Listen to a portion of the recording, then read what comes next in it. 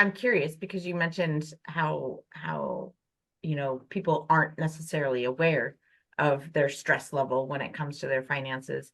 And I think about some, how backgrounds tend to compound on things. And I'm Mm-hmm. thinking about what if somebody was raised in a household where finances were tight all the way around.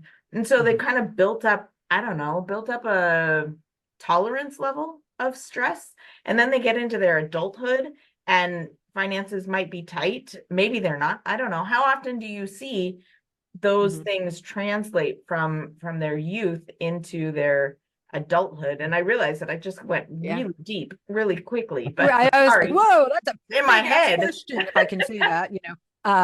But yeah, no, but you hit it, right? So much of how we feel about money does come from our childhood. So, the book that I just wrote is called Rise Above the Money Fog. And, one of the big, and we can get into it later, but one of the big questions is, where does money fog come from? Where does financial vagueness come from?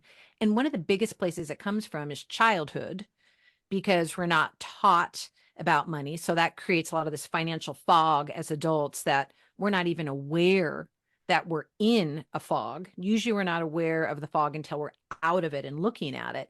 But what Monica brought up takes it even deeper.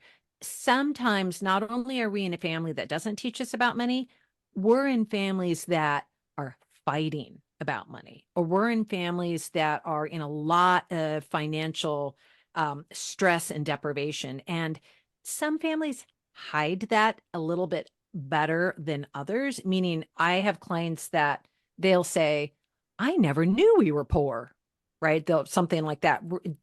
Their parents just handled money so beautifully that the kids were not aware of a lot of financial pressure. But other people grow up with so much stress they pick up from their parents around money. And sometimes it is literally outright fighting that they hear their parents fighting about, the bills and whatnot. The question is, how does it affect us as adults? And we want to think it doesn't. We think, oh, we're adults. We're just going to learn how to handle money like adults. But that's just not the way it works. It's one of the most emotional subjects on the planet. So as adults, what happens is money comes up and we're just stressed. We're not even certain why we're stressed. We hear people talking about money, or our partner wants to bring up a money conversation, and we just clench and get stressed, and we get fuzzy, and we get that pit in our stomach, right? Some people will start to feel icky when they open up online banking, and the business owner has to go meet their their CPA perhaps, and they just are in a bad mood, right? And a lot of that traces back to our childhood, when we were raised with a lot of, we'll just say, negativity around money. As adults, when the money's conversation comes up, we feel just like we felt when we were back 8 years old and our parents were having a really not pretty conversation about money. So it absolutely affects us. I've been feeling like a shark in a shrimp tank. Big fish, small pond in a shrimp tank.